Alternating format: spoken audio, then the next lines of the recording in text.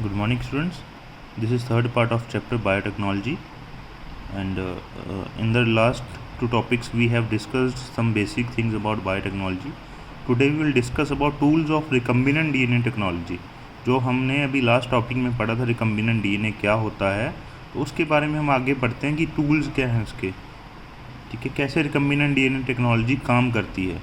Okay, now we know from the foregoing discussion that genetic engineering recombinant DNA technology can be accomplished only if we have the key tools, that is restriction enzyme, polymerase enzyme, ligase, vector and the host organism. कहते जो जो DNA recombinant technology है, इसके लिए हमें कुछ चीज़ें चाहिए जिसकी हेल्प से हम इसको कह सकते हैं, इसको कर सकते हैं, इस प्रोसेस को इसको अकम्प्लिश कर सकते हैं डीएनए टेक्नोलॉजी को. जैसे कि सपोज़ करिए हमें मान लीजिए मीठे चावल बनाने हैं, तो उसके लिए हमें चावल चाहिए, पानी वगैरह चाहिए और चीनी भी चाहिए. अगर चीनी ना हो तो भी मीठे चावल नहीं बनेंगे, चावल ही नहीं है फिर तो बिल्कुल ही नहीं बनेंगे मीठे चावल. ओके, तो उसी तरीके से डीएनए टेक्नोलॉजी के अंदर भी कुछ चीज़ें हैं जिनकी हेल्प से ही डीएनए टेक्नोलॉजी को हम कर सकते हैं प्रोसेस को. वो क्या चीज़ें हैं? Restriction enzyme, polymerase enzyme, ligase, vector and the host organism. अब पहली बात restriction enzyme. In the year 1963 the two enzyme responsible for restricting the growth of bacteriophage in E coli were isolated. 1963 के अंदर क्या देखा गया, दो ऐसे एंजाइम मिले जो बैक्टीरियोफेज की ग्रोथ को रेस्ट्रिक्ट कर रहे थे, रोक रहे थे. ई कोलाई के अंदर बैक्टीरियोफेज की ग्रोथ को दो एंजाइम रोक रहे थे, मतलब ई कोलाई के अंदर बैक्टीरियोफेज को ग्रो नहीं करने दे रहे थे. One of these added methyl group to DNA while other cut DNA. इनमें से एक तो क्या कर रहा था, डीएनए के अंदर मिथाइल ग्रुप ऐड कर रहा था, दूसरा डीएनए को कट कर रहा था. इन दोनों की वजह से ही जो बैक्टीरियोफेज है ग्रो नहीं कर पा रहा था. The latter was called restriction endonuclease. इनको बाद में हमने क्या कहा, restriction endonuclease. The first restriction endonuclease Hind2 whose functioning depend on a specific DNA nucleotide sequence was isolated and characterized 5 years later. सबसे पहला हमारे पास रेस्ट्रिक्शन एंडोन्यूक्लियस था Hind2. ओके, इसकी जो फंक्शनिंग जो है वो स्पेसिफिक डीएनए न्यूक्लियोटाइड सीक्वेंस के ऊपर डिपेंड करती है. जब इसको एक स्पेसिफिक डीएनए का सीक्वेंस मिलेगा तभी ये काम करेगा, और इसको 5 साल बाद हमने कैरेक्टराइज किया था.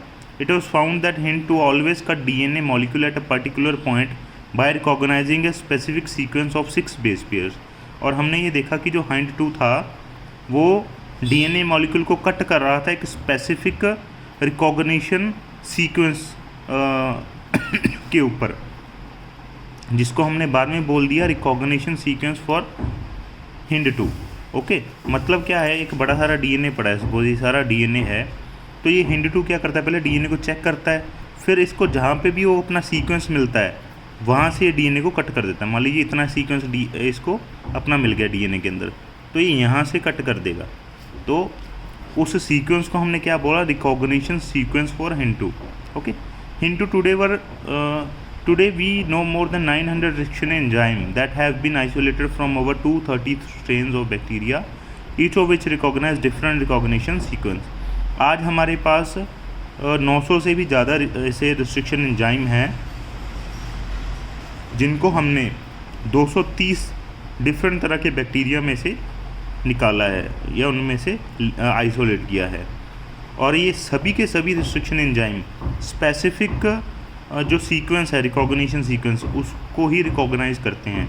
ऐसे नहीं भी सारे सेम सीक्वेंस को कट कर देंगे, सभी अलग अलग सीक्वेंस को पहचान के वहाँ से डीएनए को कट करते हैं. The convention for naming this enzyme is the first letter of the name come from the genus.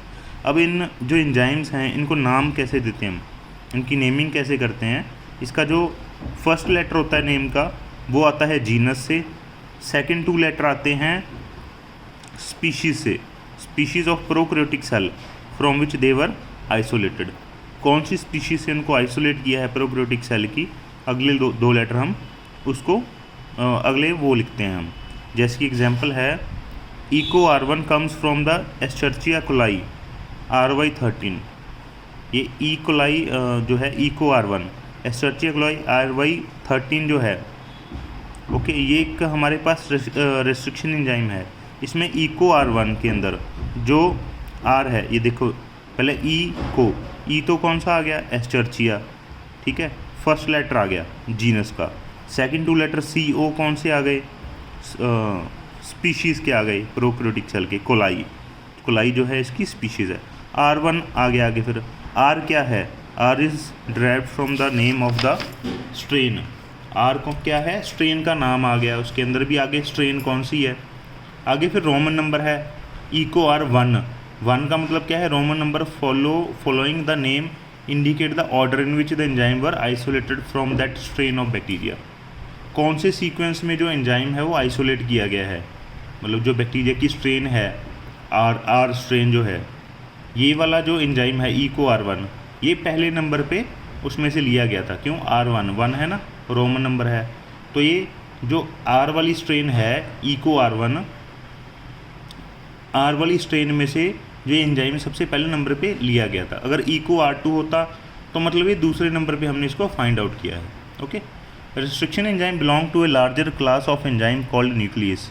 जो हमारे रेस्ट्रिक्शन एंजाइम हैं, ये एक बड़ी सारी क्लास है एंजाइम्स की जिसको हम न्यूक्लियसिस बोलते हैं।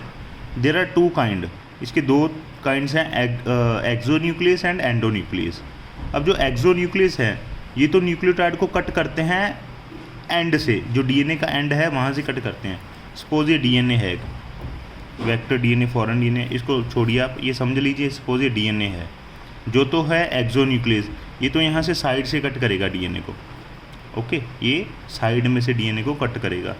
और endonuclease make cut at specific position with in the DNA. और जो एंडोन्यूक्लियस होते हैं वो क्या करते हैं, डीएनए को बीच में से कट करते हैं, मतलब एंड से नहीं करते, बीच में से कहीं से भी करेंगे। जो भी अपना ये स्पेसिफिक पोजीशन है उसको फाइंड आउट करेंगे और वहाँ से बीच में से कट करेंगे। Each restriction endonuclease function by inspecting the length of a DNA sequence. ये हमने ऑलरेडी कर लिया है। जो एंडोन्यूक्लियस है ये क्या करता है, सबसे पहले डीएनए सीक्वेंस की लेंथ को इंस्पेक्ट करता है, उसको लेंथ को देखता है क्या है सिस्टम उसका, और जब उसको अपनी स्पेसिफिक रिकॉग्निशन सीक्वेंस मिल जाती है तो वहाँ पे वो बाइंड करके डीएनए को कट कर देता है। Okay, and cut each of the 2 strands of the double helix at specific position. ये 2 हेलिक्स हैं डीएनए के, ये दोनों स्ट्रैंड्स हैं, दोनों को वो कट कर देता है। Okay, at a specific position in their sugar nucleotide, sugar phosphate backbone. जो शुगर फॉस्फेट बैकबोन होती है इसकी, यहाँ से कट कर देता है। Each restriction endonuclease recognise specific palindromic nucleotide sequence in the DNA. अब ये बहुत बड़ी इंपॉर्टेंट बात है, ये नीट का क्वेश्चन भी यहाँ से बन जाता है कई बार। कहते हैं जो हर एक रेस्ट्रिक्शन एंडोन्यूक्लियस है ये एक स्पेसिफिक पैलिंड्रोमिक न्यूक्लियोटाइड सीक्वेंस को ही फाइंड आउट करते हैं या उसको रिकॉग्नाइज करते हैं। कोई भी वो है एंडोन्यूक्लियस, रेस्ट्रिक्शन एंडोन्यूक्लियस, ये स्पेसिफिक एक पैलिंड्रोमिक न्यूक्लियोटाइड सीक्वेंस को ही फाइंड आउट करेंगे। अब ये पैलिंड्रोमिक क्या होता है ये समझते हैं हम। Do you know what palindromes are? These are group of letters that form the same word when read both forward and backward. ये कहते हैं कुछ ऐसे वर्ड्स होते हैं जो दोनों सेम रीड होता है, चाहे आप इसको आगे से रीड करो चाहे पीछे से रीड करो, तो इसका बिल्कुल सेम स्पेलिंग आएंगे। जैसे मलयालम, आप इधर से रीड करो चाहे इधर से रीड करो, मलयालम की स्पेलिंग दोनों तरफ सेम है। ओके, तो ये होते हैं पैलिंड्रोम्स।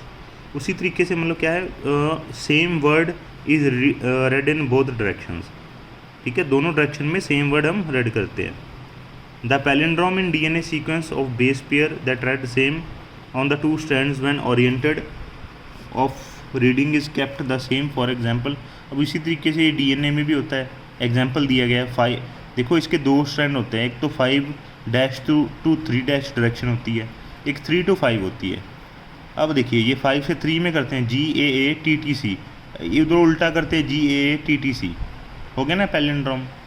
तो ये डीएनए के अंदर होता है, इसको हम बोलते हैं पैलिंड्रोमिक सीक्वेंस। ओके, तो ये था हमारा आज का टॉपिक। यहाँ तक आप अच्छे से पढ़ लीजिए। थोड़े से कॉम्प्लिकेटेड टॉपिक है, वैसे तो इजी है टॉपिक बिल्कुल, लेकिन आपके लिए एकदम से नए टॉपिक हैं तो शायद आपको थोड़ा सा इसको आपको टिपिकल लगे, लेकिन आपने बिल्कुल भी घबराना नहीं है इन टॉपिक से। बिल्कुल इजी टॉपिक है, बहुत ज़्यादा इजी टॉपिक है। अगर आप 2 बार रीड करोगे इसको तो आपको ईजिली समझ आ जाएंगे ये बिल्कुल। तो फिर भी ना आए तो हम बैठे हैं, आप जब मर्जी कॉल मैसेज करके हमसे पूछ सकते हैं। Thank you.